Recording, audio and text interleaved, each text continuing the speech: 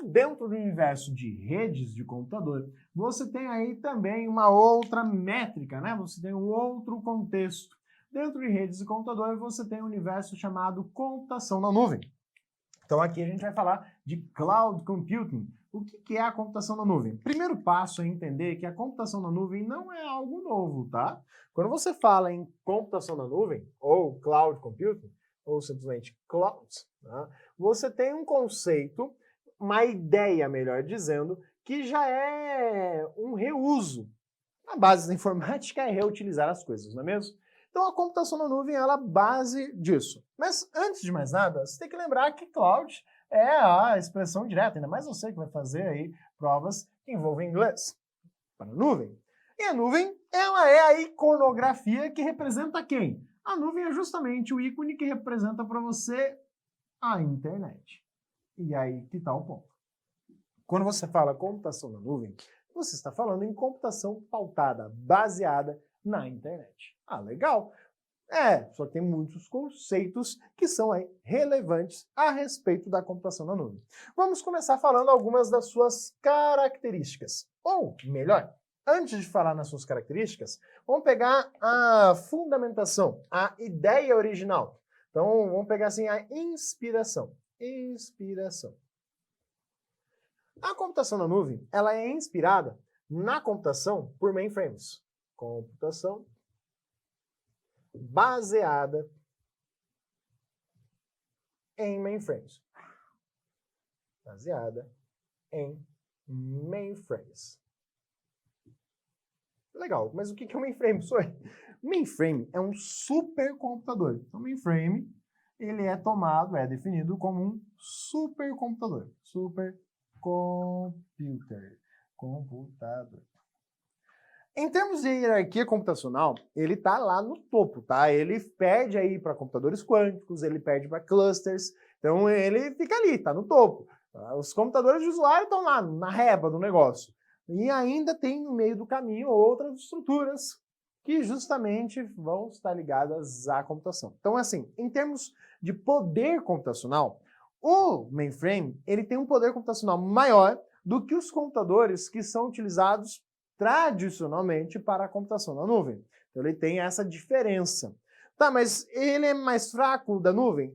Só que ele é mais simples. E é aí que está todo o segredo para que isso valha a pena hoje. Então, primeiramente, a ideia de cloud ela é inspirada na computação na nuvem, então ela é baseada em mainframes. Mas como é que funciona essa lógica dos mainframes? Como que trabalha, como que ele opera o mainframe aí de modo geral? O mainframe, ele é um supercomputador, sim, mas que ele se baseia em uma forma de comunicação. Qual? Na qual eu tenho o mainframe, então tá lá o mainframe,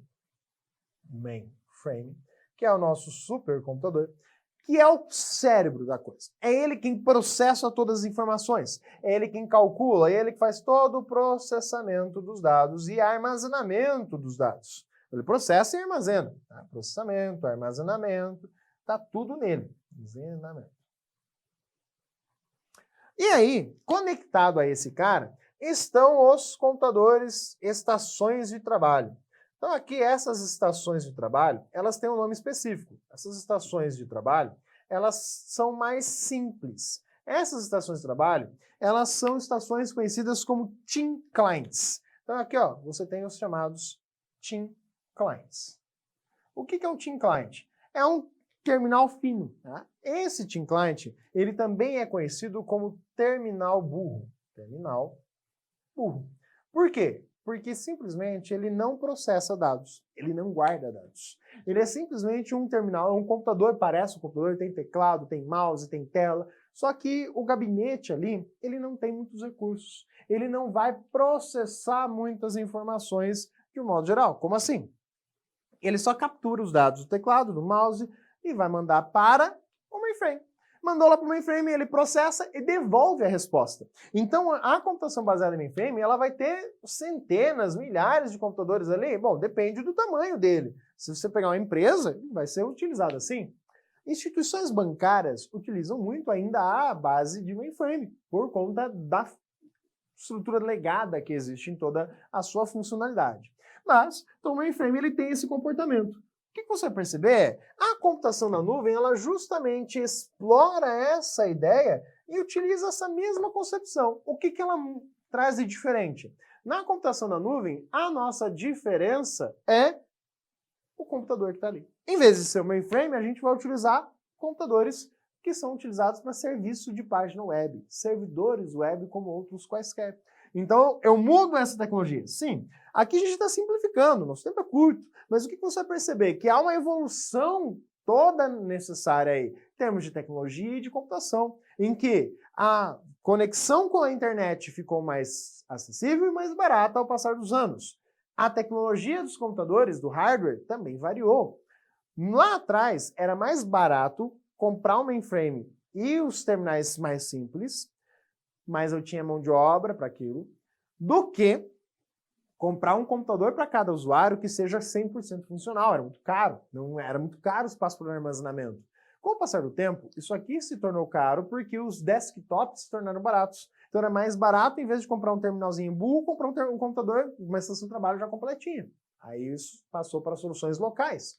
Legal? Mas depois de um tempo, a gente pega hoje o computador com 500 GB de HD e a maioria dos funcionários não usa os 500 GB de HD de um computador. Então você está sobrando recursos. Como usar da melhor forma possível e até poder estar utilizando um negócio mais potencializado às versões novas, tecnologias novas? A gente olha para a nuvem como uma proposta. Por quê? Eu posso fazer isso aqui de novo, dentro da intranet, dentro da minha rede privada, só que de uma maneira diferente. Então vamos olhar cada um desses conceitos. Primeiramente, vamos falar aí da computação na nuvem e as suas características. Então, características da computação na nuvem. Computação na nuvem. Bom, quando você fala em computação na nuvem, simplesmente ela não precisa de instalação. Então ela não depende, não é necessário instalar. Quando a gente coloca isso aqui, cuidado com a maldade das questões. Eu não preciso instalar o quê? Nada. Simplesmente basta ligar o computador, acessar o navegador e acessar o que você quer. Por quê? Quando você fala na computação na nuvem, ela vai ser dada para nós como um serviço. Um serviço. Essa é, talvez, uma das referências base mais importantes. Porque o que você usa quando você usa na nuvem é nada mais do que um serviço. É isso que você está acessando. Ok? Então não precisa instalar. Ai, professor, mas eu preciso do sistema operacional. Mas você não instala. Para ter um computador mínimo utilizável, já está ali o sistema operacional. Do contrário, você não tem computador para usar. Tem lá um pedaço de hardware que está ocupando espaço num canto. Tá? Então, para que ele seja minimamente funcional, está lá o hardware todo operacional e o sistema operacional instalado. Ai, professor, mas e o navegador? Quando você instala o sistema operacional, tradicionalmente ele vai ter pelo menos um navegador, né? Tirando aí, por exemplo, o Kali Linux. Eu acho que é o único Linux que eu vi que não vem para o navegador. O resto, tudo tem navegador aí. O Windows. Se for aí até o Windows 8, você tem lá o Internet Explorer. Se for o Windows 10, tem o Internet Explorer e o Edge como padrão. Você vai pegar ali o Linux. Normalmente você vai ter lá um outro navegador que é o Google Chrome ou a sua outra versão, que é o Chrome 1. Então são outros navegadores, cada um tem o seu. Os Chromebooks que vem lá com o Chrome OS, tem o Google Chrome como navegador, a gente usa aqui no estúdio, inclusive. Então, você tem aí a ideia de, precisei instalar? Não. Ah, mas eu instalo o Google Chrome no Windows. Ah, você instala porque o Edge e o Internet Explorer são uma bosta, por isso que você instala. Mas não precisa, basta ter acesso à internet. E aí, justamente, a única, talvez, dependência, tá, é do serviço. E claro, ele se desdobra de algumas maneiras. Então, depende de acesso à própria nuvem. Depende de acesso à internet. Essa é uma das dependências que a gente tem quando a gente fala na computação na nuvem. Eu tenho que ter acesso à internet, senão não vai funcionar. Só que eu também dependo do serviço, né? Então, dependo do serviço que leva à internet. Então, depende do serviço. Quando a gente coloca aqui que depende do serviço, eu dependo de quem está provendo o serviço. Então, o provedor da nuvem, propriamente dita, ou seja, do conteúdo, da ferramenta que você quer utilizar, Como eu dependo do provedor de acesso à internet, porque eu dependo do acesso à internet. Então, a gente depende dos provedores, dos ISPs, dos Internet Service Providers. Então, tem que olhar justamente para isso. Se eles não estiverem operacionais, não adianta. Por mais que o teu computador esteja funcionando bonitinho, você não vai acessar o serviço. E essa aqui é uma das características, talvez, que seja mais relevante para que algumas instituições falem: não é interessante a gente usar a solução da nuvem. Não tem como a gente fazer isso aqui, que é o mainframe do jeitinho mais barato? Tem. Como você fazer? Você vai estar utilizando aí a estrutura da nuvem privada. Então, antes de chegar lá, tem que entender primeiro as características da nuvem de modo geral. A nuvem, falando em nuvem agora principalmente em termos de característica, ela é uma estrutura elástica. Então, a nuvem, ela é elástica? Ela é elástica. O que significa dizer que a nuvem é elástica? Significa dizer que ela consegue ampliar o seu serviço e retroceder com rapidez. E ela pode também ser dita como dinâmica. Isso aqui aparece para você sobre uma outra perspectiva. Eles vão lá e dizem para você o seguinte: olha, a nuvem, ela é pay-per-use. O que significa dizer pay-per-use? Quer dizer que ela é paga pelo uso. Então, paga pelo uso. Como funciona esse pago pelo uso?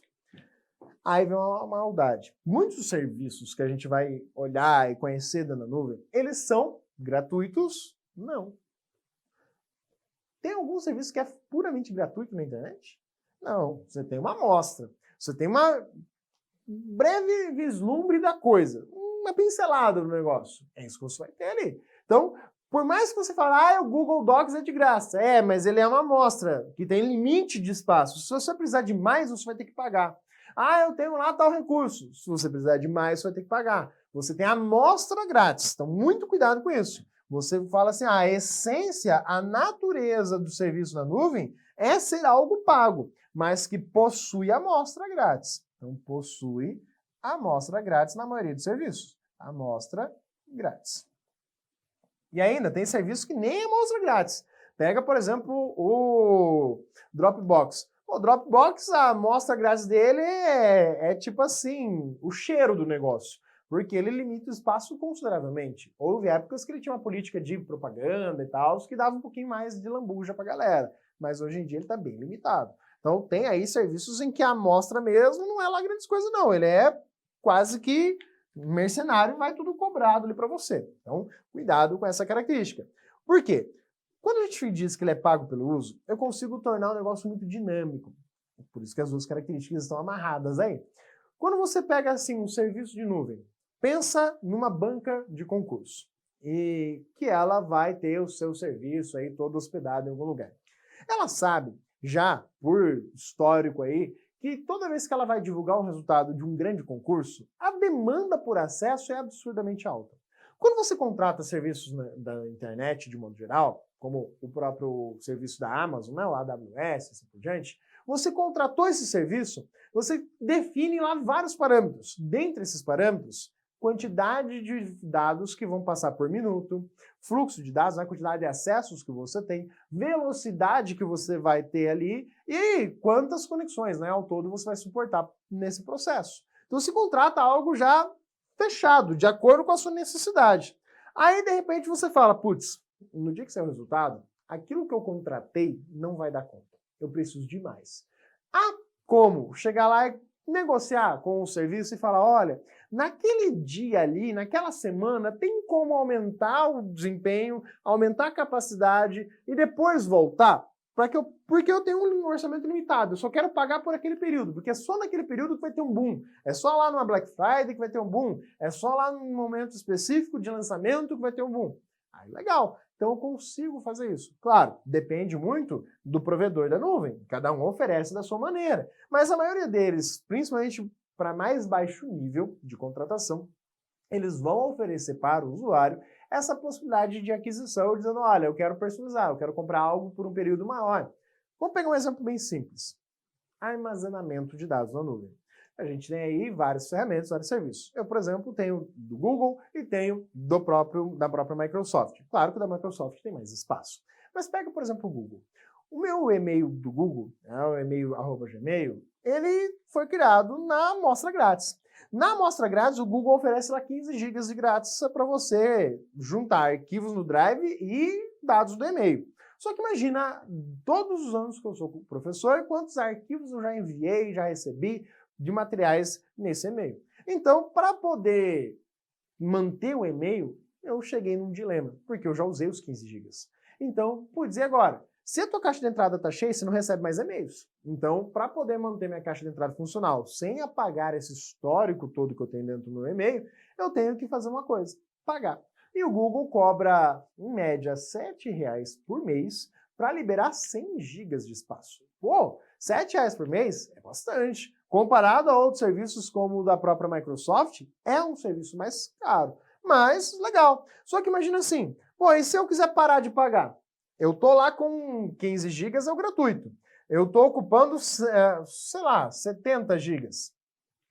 70 considerando os 15, tá? Então, ó, eu tenho 70, eu pago por 100. De repente, e o Google funciona dessa forma, olha, virou mês ali e eu troquei o cartão, venceu o cartão, veio uma versão nova, um novo número, e ele não passou. O Google, na hora, bloqueia os 100 GB ali. Não passou o cartão, ele bloqueia. Ou seja, se alguém tentar mandar um e-mail naquele momento, vai bater na minha caixa de entrada e vai voltar porque minha caixa de entrada está cheia. Eu tenho que ir lá regularizar o pagamento. Só que ele não apaga os dados que passam dos 15 GB. Ele não vai apagar isso. É uma política, imagina. Ah, paguei tudo só porque você não pagou. Não. Ele deixa. Só que eu não consigo colocar mais.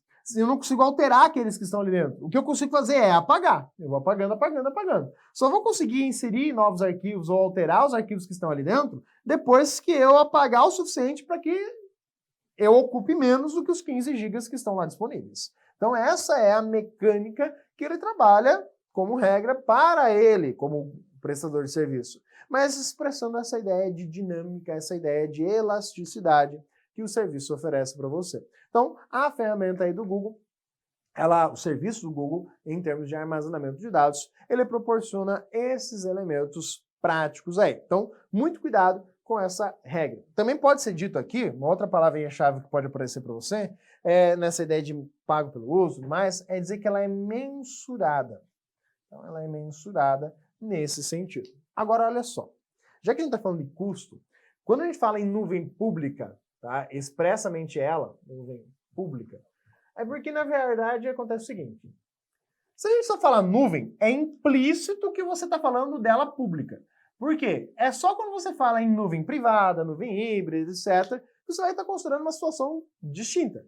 De modo geral, falando nuvem, você está pensando nela publicamente. Por que é importante enfatizar nessa ideia? Porque a nuvem, quando você considera ela de forma pública, ela é vista como uma opção mais barata. Ela é uma solução mais barata. Solução mais barata. Mais barata em relação a quê? Ela é mais barata em relação à nuvem privada, em relação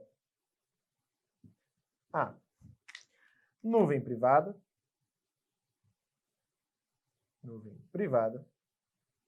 Então, nuvem privada não é uma escolha por preço, é uma escolha por conta desse fator aqui, depender de outro serviço, de terceiros e tudo mais. Então, quando você quer uma maior autonomia, aí você acaba olhando para a nuvem privada.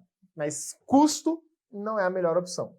Você tem aí ser mais barato, né? mais vantagem nesse quesito, com relação a mainframes. Por quê? Quando você olha para o mainframe ele é mais foda. Ele é um computador mais parrudo, é o cara que dá conta de muito mais serviços. Só que a mão de obra é mais especializada, mais difícil de ser encontrada, por isso mais cara. Então é um contrabalanço aí, fora que o hardware também é mais caro. Para a computação na nuvem, que são aí os servidores chamados servidores Intel, são servidores que é um computador igual ao teu, só que ele não tem preocupação com desempenho de vídeo, ele tem preocupação com armazenamento, processamento e memória, é o que ele tem. E aí ele vai ser utilizado para atender os usuários da internet. Então ele é um computador simples, é mais fácil a manutenção, é mais fácil achar pessoas que dão conta deste serviço. Essa é a ideia dos mainframes, comparado aos computadores de forma nuvem, tá? Então a nuvem é mais barata nesse sentido.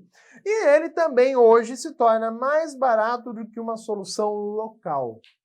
Mais barato do que ter que trocar todo um parque de máquinas é usar a computação na nuvem. Por quê? Quando a gente usa a computação na nuvem, ela segue a mesma regra. O poder computacional é extraído da nuvem. Então, uma característica, de modo geral, né? O poder computacional usado é dos servidores, não do computador local. Então, eu não preciso trocar aí de hardware. Por quê? Eu não vou usar muita memória. A memória que você usa no seu computador é para acessar um site. É isso que você acessa. Então, é aí que está a essência da computação na nuvem. O usuário, em termos gerais, vai estar acessando um site. Agora, você pode ouvir falar assim, mas o que é Cloud Storage? Storage só está fazendo referência ao armazenamento mais especificamente. Então, é mais nesse sentido. O que a gente precisa enfatizar ainda são as formas do serviço. Formas do serviço. E enfatizar justamente essa ideia, tá? De modo geral, quando você bate na essência de serviço, é porque você, como usuário, você acessa, em termos gerais, um site. O usuário acessa um site. Sempre? Não. Isso aqui é em termos gerais, tá? É você trabalhando aí, na maior parte do tempo. Como que você vai estar explorando, utilizando a nuvem? Você vai estar usando um serviço. E esse site, ele normalmente parece com um programa. Ele tem botãozinho, tem tecla de atalho, tudo bonitinho. Mas o que muda? Por que a gente fala parece com um programa e não diz que ele é um programa? Porque para que eu possa dizer que o programa ele tem que ser instalado, ele tem que ser executado no seu computador. E a nuvem, você não executa. Eu não preciso de instalação. Mas olha a palavra que a gente usou, não preciso, não depende. Pode haver. Posso estar instalando alguma ferramenta que agregue funcionalidades. E aí, principalmente no contexto de Cloud Storage, ela aparece para nós. Mas quais são essas formas? Quando a gente fala em formas, a gente vai lembrar aí justamente do PIS. PIS é uma coisa que todo mundo lembra todo ano, né? Eu não sei, nunca recebi na minha vida. Não faço ideia do que é isso. Então, simplesmente, você nunca recebeu PIS. Não. Simplesmente você tem aí essas três palavrinhas que vão estar falando justamente nisso. A-A-S, A-A-S, A-A-S. Em que esse A-A-S é justamente essa essência ali em cima. Esse A-A-S aqui significa as a service, ou seja, como um serviço. Você está usando uma ferramenta, você está usando um recurso como um serviço. Meramente isso é o que você tem ali disponível. Então, legal, simples, direto. Mas aí o que muda? São os termos que a gente tem aqui que a gente vai trabalhar. Você tem o PaaS. O PaaS vem de plataforma. Plataforma. E você tem o IaaS, que vem de infraestrutura. Infraestrutura. E você tem o SaaS, que é de software. O que acontece? Primeiro, cuidado. Você, como usuário, você tem o maior contato com isso aqui. Esse é o mais conhecido de todos os outros, que é o software. Em termos de volume, é o que a gente mais vai encontrar aí, justamente. Então, ele tem essa base. Vamos pegar alguns exemplos? Plataforma como serviço. Plataforma como serviço são poucos exemplos. Você tem aí menções em prova falando do Windows Azure. Cuidado, não vai confundir com o Windows Sistema Operacional do teu computador. Ele é uma plataforma de serviço online, Windows Azure. Tem aí um outro que é mais interessante para quem quer conhecer e tudo mais, a ideia de nuvem, em termos de plataforma, que é o iOS. Tá? Isso aqui, em termos assim, mais próximos que você, como usuário doméstico, vai enxergar. Porque na prática, você estaria contratando servidores da Amazon, entre outros aí. E cuidado, a Amazon é o principal produto da Amazon é computação na nuvem. Não é a Amazon compra e venda lá que deixou o cara rico, não. Foi essa parte. Tá, aquilo lá ajudou também, tal. Foi o começo da coisa, foi o projeto, mas o que deixou ele podre e rico foi essa parte aqui, de computação na nuvem. E ela oferece os três, tá? A Amazon tem serviço nas 3 demandas. Então, você vai acessar lá e vai escolher o que você quer e tudo mais. A infraestrutura, que é mais a base dela, né? Então, aqui vamos colocar diretamente o Google, a Amazon, como principais exemplos, né, de infraestrutura, mas tem outros. Agora, o grande leque está aqui. Na parte que você tem o maior contato. Quem está aqui nessa listinha aí, basicamente? Bom, como software como serviço, você vai pegar aqui o Office 365, talvez como um dos exemplos mais citados em questões. O Google Docs, embora não mais tão tratado com o nome Google Docs, porque tem ele dentro de outras estruturas, né? O Google Docs hoje está dentro do Google Disco, também chamado de Google One ou Google Drive. Então, Google Drive, Google Disco ou One. Tá? O Google está usando essa referência para tentar justamente olhar com o concorrente dele. Tá? Que é quem? Você tem lá o que era o antigo SkyDrive. Cuidado com o nome, porque tem questãozinha de prova que bateu justamente nisso. Era SkyDrive e não tinha R no final. Então, esse nome ele passa a ser chamado OneDrive. Então, a Microsoft mudou aí o nome da sua ferramenta, que é mais voltada a armazenamento. Mas se você for olhar lá, tem a versão web para poder editar arquivos do Word, do Excel, assim como o próprio Office 365. O Office 365 ele é um todo aí. E aí você repara uma coisa importante. Quando a gente fala em uso de computação na nuvem, você vai olhar e vai falar, ó, cloud, ela é baseada em assinaturas. Ao invés de falar que você usa licença. Então, você fala assim, ó, não usa licença. Não usa o conceito, a ideia, a forma de licença de software. Então, essa é uma característica importante que tem aí sido abordada nas provas mais recentes relativas aí à computação na nuvem. Então, ela não usa licença de software porque eu não instalo o software, eu não compro. Lembra que licença de software é o direito de uso. Então, eu simplesmente vou assinar. Eu pago mensalmente, tenho um pagamento recorrente, ou simplesmente pago um anual lá e assim por diante. Como é o Office 365. A ideia de Office 365 é que justamente você paga ele em que periodicidade? Anual. Até aí um custo médio de R$300 a licença Home, que permite você instalar de 5 a 6, dependendo qual época que você pegou, usuários diferentes, em 5 a 6 computadores, mais 5 a 6 tablets aí e celulares, que você pode estar instalando no Office sem ter que pagar licença para isso. Só que é anual. Tá? Mas aí, detalhe, o Office você ganha, tá? Se você for comprar só o Microsoft Office, pegar as versões mais recentes, ele vai sair absurdamente caro, tá? Se você for comprar a licença dele. Hoje, com o Office 365, você paga ali R$300, mas se você for dividir em 6, dá R$50 para cada um, que sai mais barato do que o do Google Drive, né? Por isso que eu falei que o Google é mais caro. Aí você tem outros serviços como de armazenamento nessa mesma linha de raciocínio, como eu disse, o Dropbox lá atrás. Então o Dropbox é um serviço de armazenamento, foi um dos primeiros mais expressivos, tanto que foi o primeiro que tinha ferramenta para tudo, integração com um monte de sistema operacional, com um monte de ferramentas. O Dropbox ele foi o que mais conseguiu ganhar espaço no mercado. Não é à toa que hoje ele cobra o que ele cobra. Então o Dropbox. Aí você tem outros serviços que ganharam espaço como uma adaptação. O Mega, o antigo Mega Upload. Pois é, ele tinha que fazer alguma coisa com toda aquela infraestrutura que ele tinha. Então ele transformou isso aqui. Você tem lá o ForShared. Você tem lá outros serviços como Minhateca. Concurseiro gosta do Minhateca, né? Negócio de rateio de material que vocês mais usam. Então é justamente aí onde que está essa base. São serviços. E aqui principalmente, né? A maioria que você vê é de armazenamento.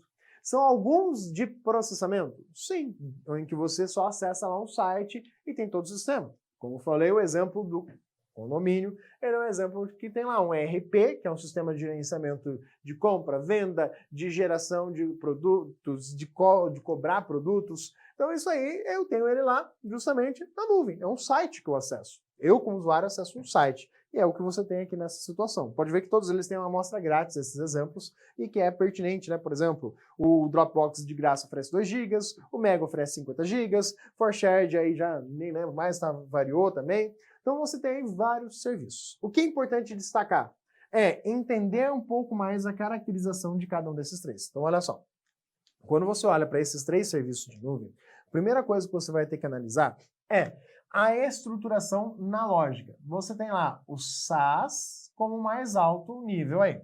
Você tem o PaaS no meio do caminho e você tem o IaaS lá embaixo. Antigamente, o IaaS era chamado de HaaS. Tá? Então, se aparecer lá para você um HaaS, tudo minúsculo aqui, não é verdade? Né? Deixa eu arrumar aqui. Então, você tem lá o HaaS, porque inicialmente pensava-se em hardware como serviço. Só que eles perceberam que não era só hardware, e é isso que a gente vai destacar. Pensa assim, o software como serviço é o mais simples. Por quê? Quando eu penso no software, o usuário contrata. Então, aqui, você que vai utilizar, contrata um serviço pronto. Está tudo pronto. Você só tem que usar. Ou seja, o contratante só usa. É abrir ali o Google Docs e usar. Você não tem nada para você desenvolver, é só usar. Consequentemente, você está pagando mais, tá? Por quê? Porque tem vários graus de serviço acumulados aqui. Então é o mais limitado, é o mais travado, porque você só usa. Ah, legal. O que mais que você vai perceber? É pensar assim, no PaaS. O PaaS, você está contratando uma infraestrutura. Então, o contratante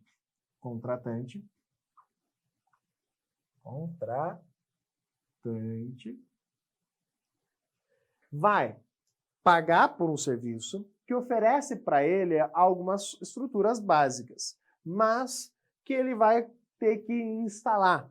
Então, o contratante precisa desenvolver as suas ferramentas. Tanto que vem aí umas questões mais recentes falando assim, olha, o contratante, ele é o cara que trabalha com o desenvolvimento, né? Quem contrata o PaaS é para desenvolver, para testar os seus softwares. Então, ele precisa desenvolver. Por quê? Ele vai receber, né? Ou seja, o contratado,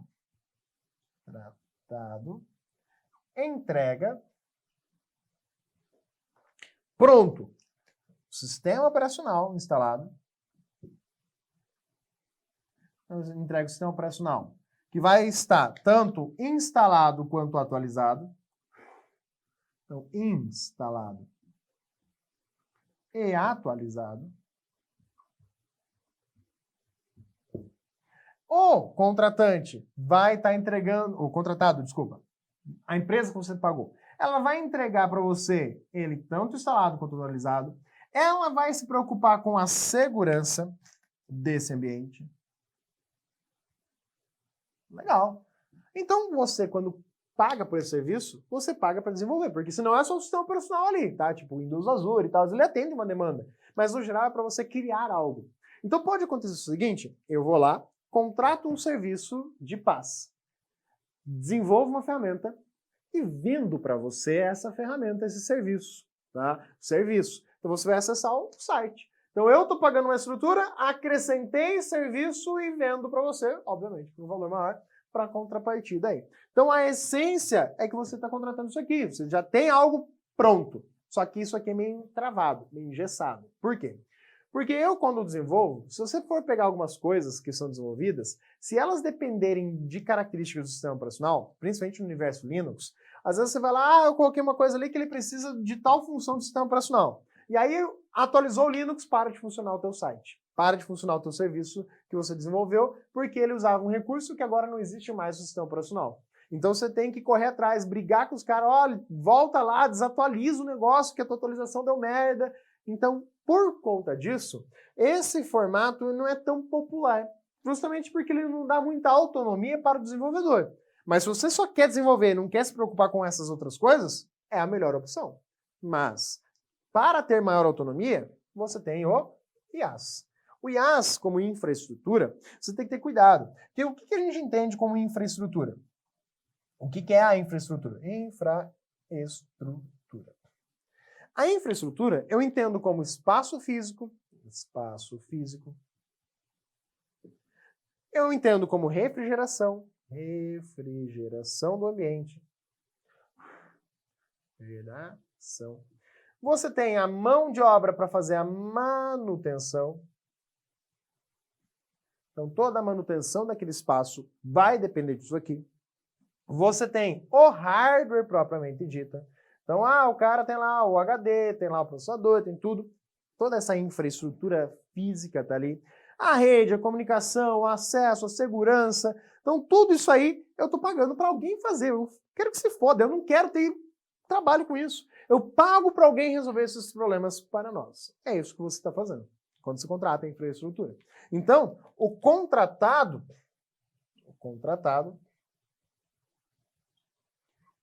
se preocupa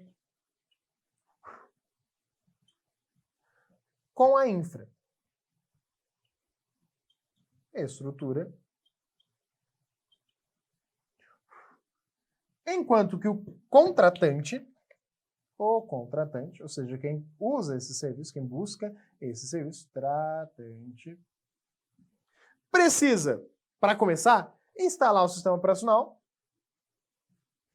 Ele precisa instalar sistema operacional, mas ele tem autonomia para dizer, olha, quando eu quero instalar, qual sistema operacional eu quero instalar. Tá, na estrutura do PaaS, você até consegue falar assim, olha, aqui no PaaS, eu quero contratar com o sistema operacional Windows, quero contratar com o sistema operacional Linux, quero contratar com o sistema operacional Solaris. Eu consigo fazer essa segregação. Mas aqui eu tenho autonomia para dizer quando, de fato, eu vou atualizar, quando eu vou instalar e tudo mais. Então, eu vou ter que instalar, eu vou ter que manter atualizado, atualizar. Eu, como contratante, eu tenho que me preocupar com a segurança do ambiente. Então, perceba que começa a aumentar a sua demanda de tarefas. Se você contratar isso aqui, você paga por algo mais barato do que quando você contrata o PaaS, do que quando você contrata o SaaS, por razões simples. Quando você contrata essa estrutura, ela é uma estrutura que vai agregando serviços. Então, o IaaS é o mais simples, mas você tem que fazer um monte. O PaaS já tem uma parte pronta. O SaaS está tudo pronto, é só usar. Você não precisa desenvolver nada. E além disso aqui, você só vai ter o quê? Se você só instalar isso aqui, você criou esse ambiente. Então, se você quiser mais, você ainda vai precisar o quê? Desenvolver também. Agora vem a maldade. Vem a questão lá de prova e diz, qual desses ambientes é o que você contrata para desenvolvimento? Você vai bater nesse. Esse é o que você vai dizer, olha, esse aqui é o que eu contrato com o intuito de apenas desenvolver. Agora, se ela falar desenvolver com uma maior autonomia, aí você vai bater no IaaS, porque daí você vai ter essa maior autonomia no desenvolvimento das tarefas. Então tá ali essa situação. Legal, mas aí a gente tem que analisar o seguinte, isso aqui é a estrutura, ok? Aí a gente falou da nuvem privada. Legal. Nuvem pública, tem que olhar para a nuvem privada. A pública é o quê? Baseada na internet. Quando a gente muda para o contexto privado, se a gente está falando em rede, quando a gente fala em rede privada, a gente está falando justamente na intranet. Então, o que muda? Quando eu falo em nuvem privada, em vez de eu pegar e contratar um servidor de um terceiro, né, de uma empresa, de uma Amazon, do Google da vida, que está lá na internet, que tem servidor na Sibéria, tem servidor na Rússia, tem tudo quanto é canto do mundo, simplesmente eu estou pagando por esse cara que está oferecendo serviço para você. Mas eu tenho aquele problema. E se o cara parar de fazer aquilo lá? Se ele descontinuar o projeto, se ele mudar alguma coisa? Então, eu não quero ficar dependente daquilo. Fora que a minha conexão com a internet não é lá grandes coisas. Meio lenta, vive caindo, oscilando. Então, eu não tenho muita confiança em quem vai estar acessando esses dados. São dados muito sigilosos. Tem como aumentar a segurança nesse sentido? Então, esses são todos fatores que levam justamente à decisão por uma nuvem privada. Porque, como a gente viu, ela é mais cara, tá, do que a nuvem pública. Por quê? Porque quando eu falo em nuvem privada, toda a infraestrutura